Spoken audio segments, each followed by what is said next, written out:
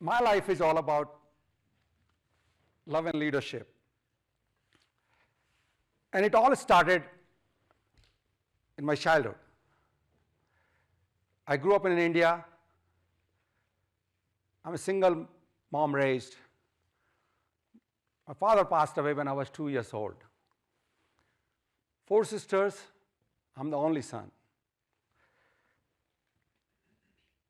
And in the summers, we used to go on rooftop.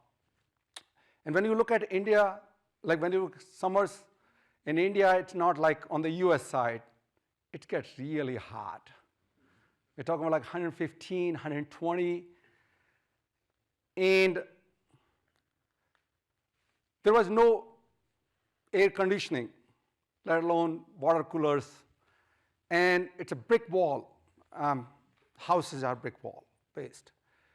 So in the summer, by the evening, they radiate so much heat out.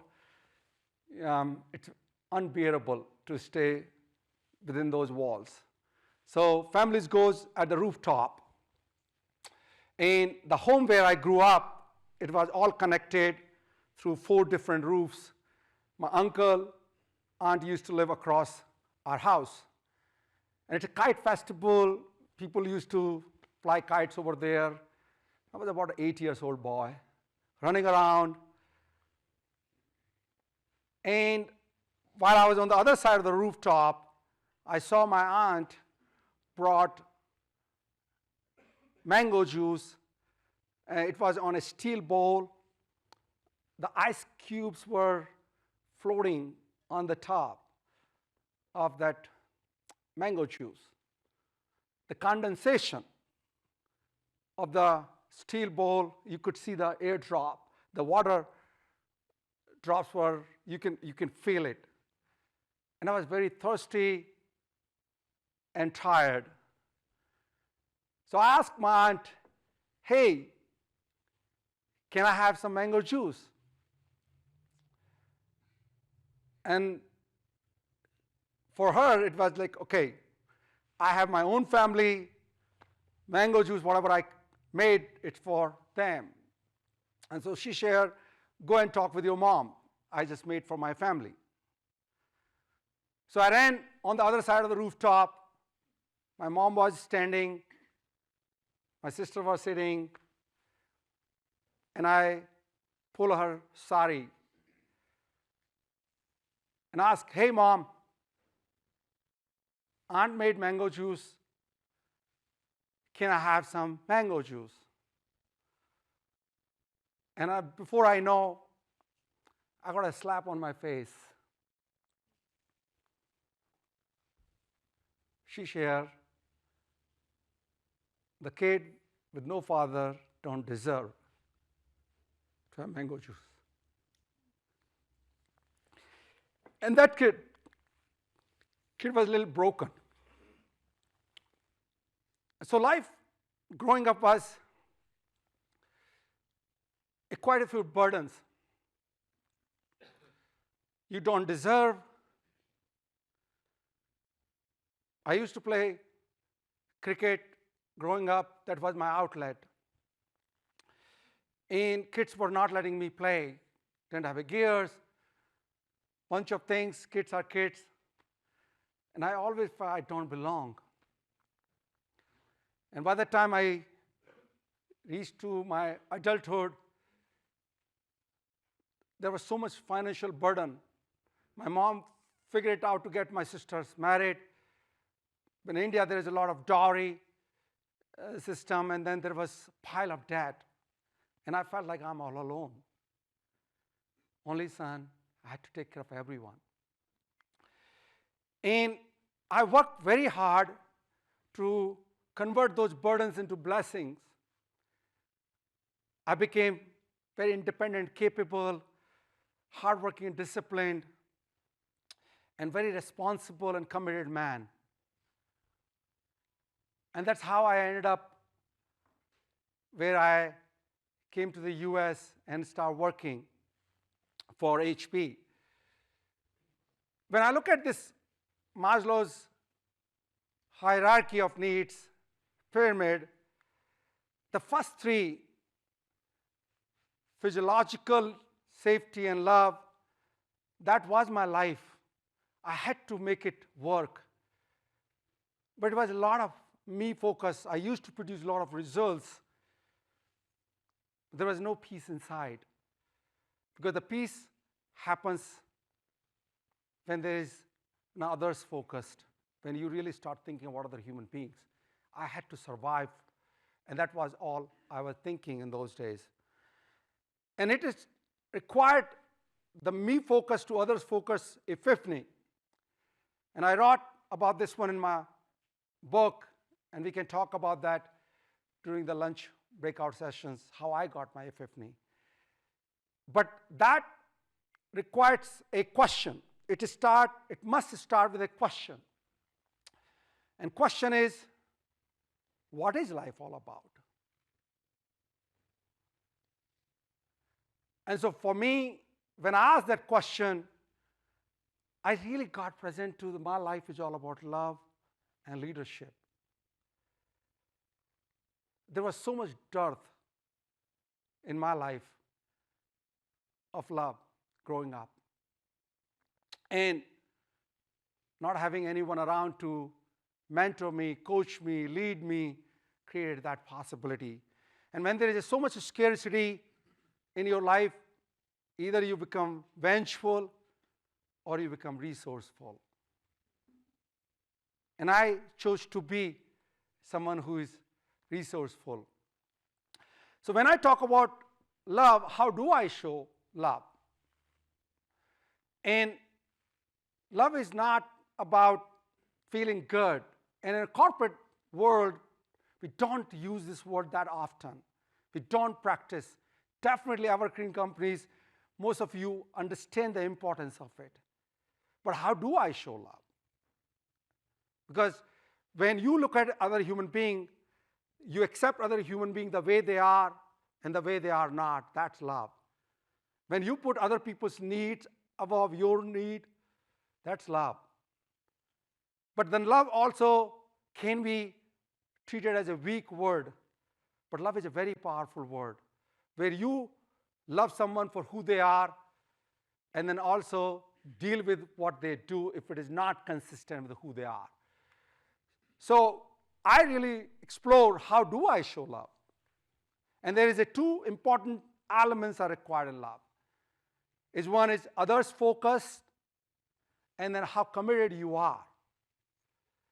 And in this 2x2 matrix, if you look at the exploration as a first, where someone is extremely committed but not having enough others focus, that means still there is I exist. It's a me versus others. And the way you can show your love for those human beings is to listen and learn. Help them to distinguish that what is it coming in your way that is stopping you to show up love for others. Why this me is still there? And so if you can distinguish, if you can help them to distinguish that there is a mind and there is a being. Mind gets created over the number of years of difficult circumstances, but who you are as a being is love. And that's what you can show your love for, and that's how you show up as a love for those human beings. Love as coaching is when someone is quite out there in other human beings' life. I'm so committed and I'm so out there, but I don't have the tools and skills. Love as coaching is about, I want to make a difference, but I don't know how.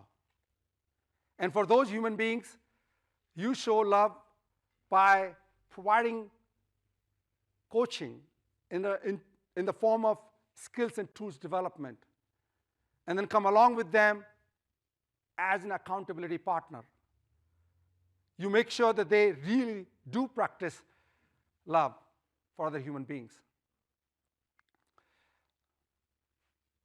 Love as caring is someone who has both. And those are the human beings who are not your quote-unquote problem child.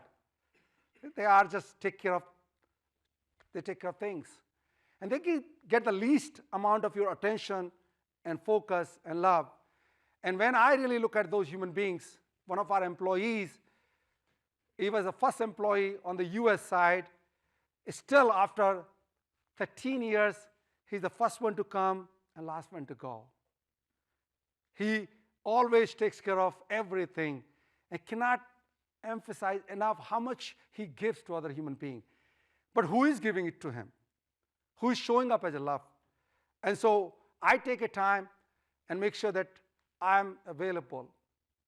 I express my love not through the words, but as an experience and spending time with that human being. That's what I really ask us as leaders to really show up as a love for those human beings, because they need the most, because they provide the most to other human beings. And the last one, we call it a tough love in my world. And it is the toughest area of love. And it's very important. And these are the human beings who want you to show up as a love. One of our employees, he joined our company in 2013. And when he came on board, he was all chattering and talking, and every conversation he had something to offer and something to say, to the extent where he became problem for others, like, okay, how do I really help you? And so I took him in a room and I really shared with him, look, it's not landing the way you think it has been landing on people. And I really told him that no more suggestions for next 6 months. None. And he took it to his heart. Now in 2022, he's one of our senior leaders in the company. And people wait for him to speak up nowadays. But it only got possible when you, as a leader, as a human being, show up for that human being as love. So those are the things I would like us to start thinking as an exploration, as a coaching, as caring, as a tough love. All of that is form of love. Because love is the foundation, truly. When there are two human beings, we need love. But leadership is required because we got together, we experienced love, but now what? You need to create something, because leadership is the creation. Now, the similar question which I ask myself, how do I show love? How do I show up as a leader? And most of us, if not all of us, must have read and heard one of the definitions of leadership is when your actions inspire others to dream more, to learn more, to do more, to become more, then you are a leader. When your actions inspire. It's not a designation, it's not a status, it's not a reputation, it's just your actions. And there are two gentlemen, their name is Werner Erhard and Michael Jensen. Michael is Harvard emeritus. And they decipher all of this, how leadership shows up for you as a self-expression is these four things. And integrity, authenticity, having a cause, worthy cause which is bigger than yourself, and you taking a stand for that cause. Now, if you look at the first two, it's about you. And the last two is about what you stand for. So integrity is, if you look at integrity as a word, it's not a morality conversation. Definitely it requires a character. But integrity is like more of a whole and complete, like integrity of a wheel, integrity of a system. So what is integrity of a human being? Is that you do what you say you will do. When and how you will say you will do it. That means you are your word. And you better keep your word, whether it's a big or a small. And when you play big games in life, you may not be able to keep your words because life happens. And when that happens, you take full responsibility when you fall short and deal with the outcome. In our company, we say to our clients, ROI or you don't pay. Means like your return on investment or you don't have to pay money to us. We take full responsibility. And that's how you honor your word when you are not able to keep your words. Authenticity is something where your thoughts, your words, and your actions are in harmony. There are no second thoughts about you. People don't guess. It means you are who you say you are. And at times we get a lot of thoughts in our mind, and when we can't say what we are thinking, then we should have a generosity to either we change it or we say it.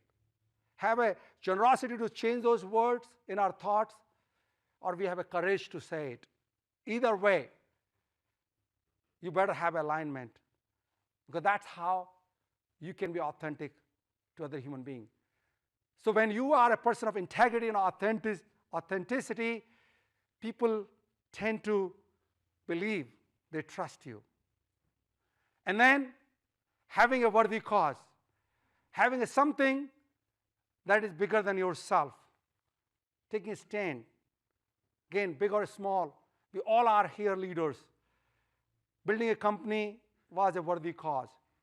But maybe going to a church and teaching in morning class is a worthy cause for some other human beings. Maybe going in a community and helping someone, or going for voluntary work, but has to have a worthy cause where it creates a life where all actions, it shapes and colors your life, morning to evening. And then it also gives you the passion to develop other leaders around you. Because when you have that cause, you will not hesitate.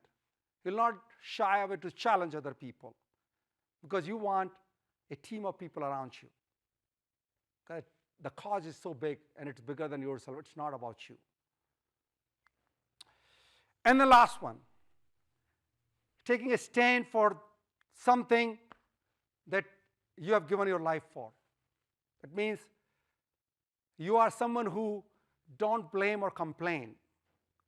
You are who you said you are. You operate from the place, just like right now I'm standing on this circle. You stand on something and you take a stand. And also, you provide that level of consistency to other human beings. The people can count on you that you will produce results. Leaders always produce results.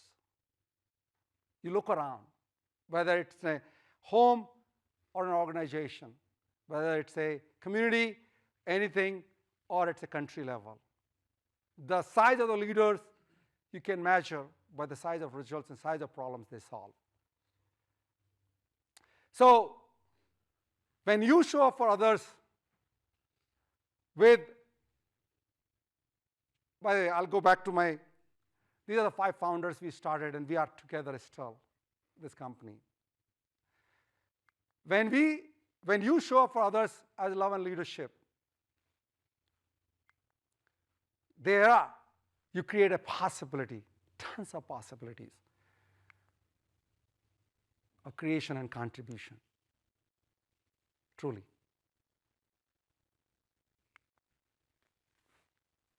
And that's how create an impact on this planet.